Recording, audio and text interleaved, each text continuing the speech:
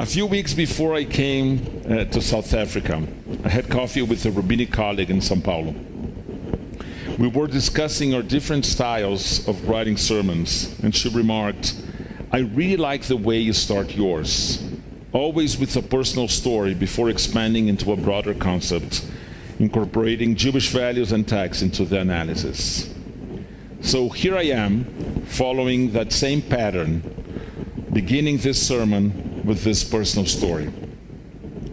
Robert Alter, a professor of biblical studies at Berkeley, has used his expertise in comparative literature to analyze biblical texts, including his adoption of the concept of the type scene, a literary device first identified in the Iliad of Homer. According to Wikipedia, a type scene is a literary convention employed across a set of related episodes where the audience becomes familiar with the structure and any deviation from it carries meaning. To use the example of my sermons, when people get used to hearing a personal story at the beginning, omitting it 1 week would itself convey meaning. It would signal that something is different in that week's drasha. Alter identified several type scenes in the Bible, such as the romantic encounter at the well. Think of Yaakov meeting Rachel, or of Moshe meeting Tzipporah.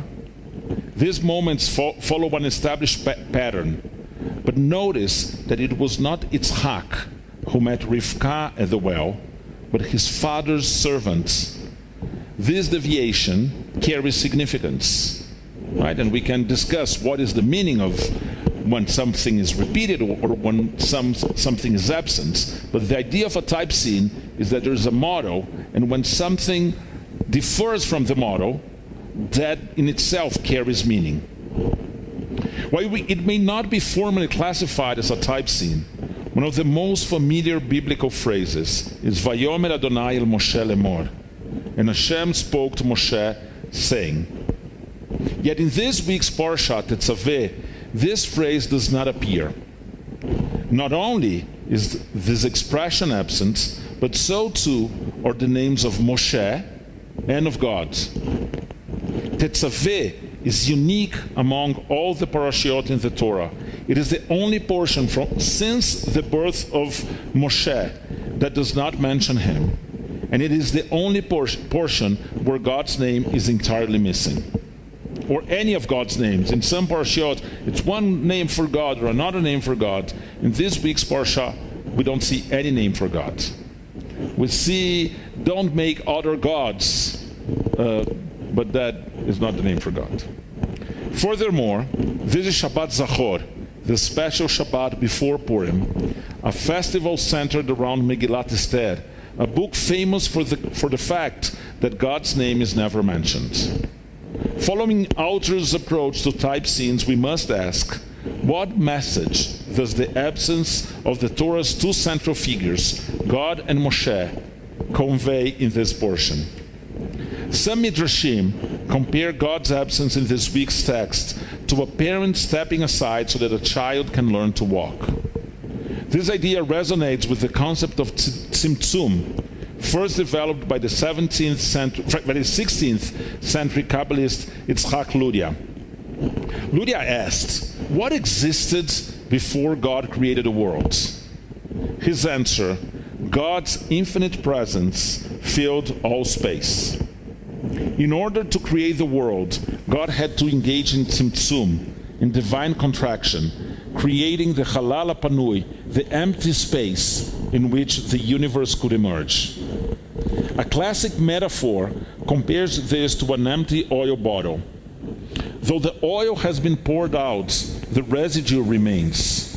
God contracts, but traces of the divine persist. Rabbi Eugene Borowitz, one of the leading theologians of the Reform movement, applied this idea to leadership.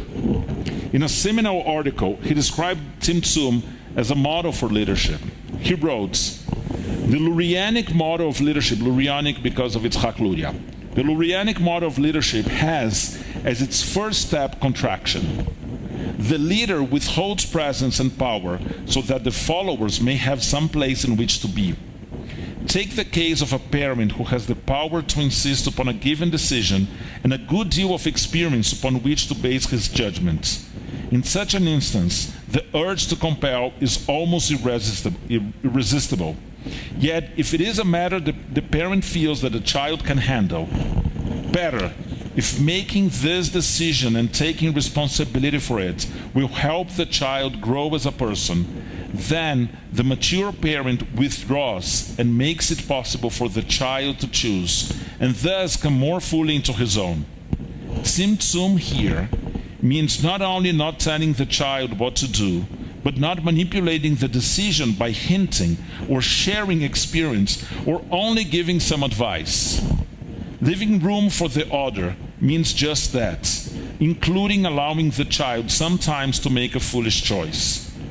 Not ever to be permitted to choose the wrong thing means not truly to be free. Parents, like all other leaders, should seek to emulate God's maturity. God gives His children their freedom even though they may use it against Him, because God knows that the divine dignity cannot be satisfied in the long run with anything less than a relationship in which we come to God freely rather than in servility. Tzimtzum operates in a similar way in the leadership of teachers and clergy. Normally, both are so busy doing things for us that they leave us little opportunity to do things on our own, and thus find some personal independence. Both talk too much, so much so that when they stop talking for a moment and ask for questions or honest comments, we don't believe them.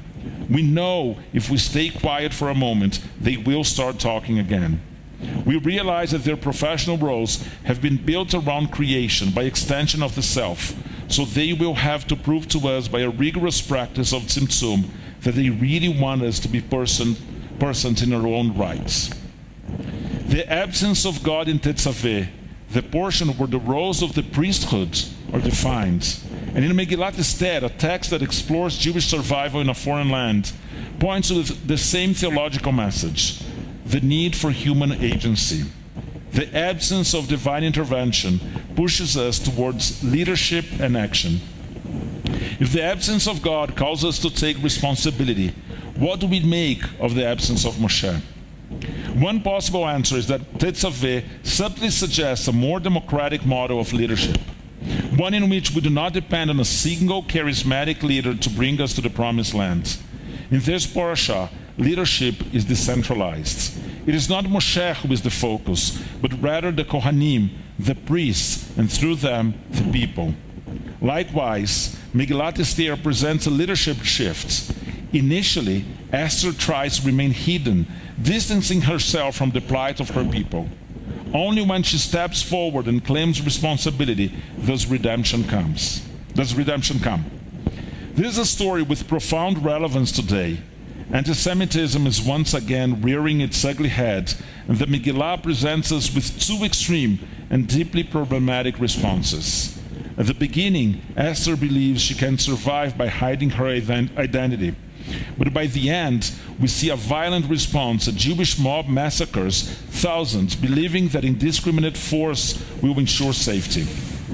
A more balanced response, one that does not rely on miraculous solutions or messianic figures, nor force us to hide our identity or become what we most condemn in others, requires communal mobilization and shared responsibility.